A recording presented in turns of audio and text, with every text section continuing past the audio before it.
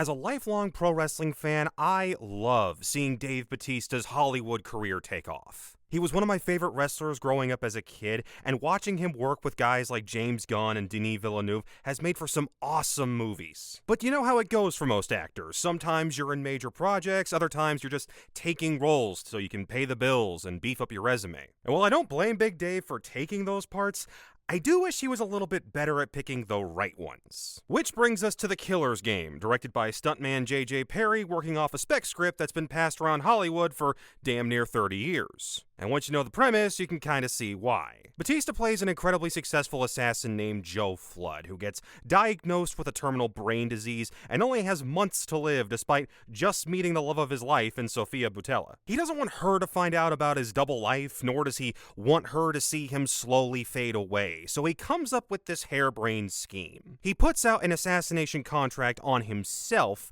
and takes out a massive life insurance policy to ensure she'll be taken care of forever after he's gone. But just before the contract is activated, his doctor calls him and says, "Hey, the results were wrong and actually you're perfectly fine." The problem is the assassins he hired still want to kill him, so he's got no choice but to fight basically everyone that gets thrown at him. Now, if you're sitting there thinking, this sounds like a really dumb idea, you'd be exactly right. This movie is dumber than a bag of hammers. That's not to say there isn't some fun moments, but you gotta sit through some pretty big leaps in logic in between the action scenes. And you also might be thinking, wait, an organized group of assassins, a colorful band of contract killers, a variety of European locations with neon thrown into the background of a lot of different shots. This must be a John Wick clone. Yeah, not really. This is more like if John Wick dropped acid and watched rom-coms for a full weekend. See, that's the part the trailers don't really show you. This is much more of a rom-com between Bautista and Boutella than it is an actual action movie. And to the film's credit, there's at least decent chemistry between the two. Boutella gets to show off way more personality in this than in those god-awful Rebel Moon films, and Dave is clearly trying to bring depth and pathos to his character,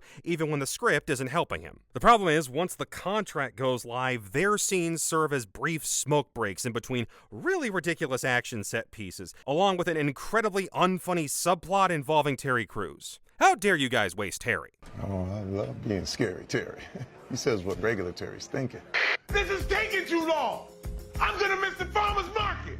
As for the other assassins, between the over-the-top personalities and all of the stereotypes, the movie might as well be taking place on the Street Fighter map. The Spanish one is a dancer, the two Scottish brothers are a pair of brawling drunks, etc. And even though Joe is constantly outnumbered and on the run, he keeps easily mowing down whoever gets put in front of him. The kills are basically gory punchlines and send the thing careening into hard R territory, even if the rest of the movie is relatively tame. It also feels like it ran out of budget with about 10 minutes left to go, randomly shifting from this sprawling Hungarian castle to a small church with a forgettable final kill. This is by no means the worst thing I've seen this year, but a decent Bautista performance, a solid cameo from WWE's Drew McIntyre, and a couple of fun kills can't save it from being forgettable. You can go ahead and skip this one.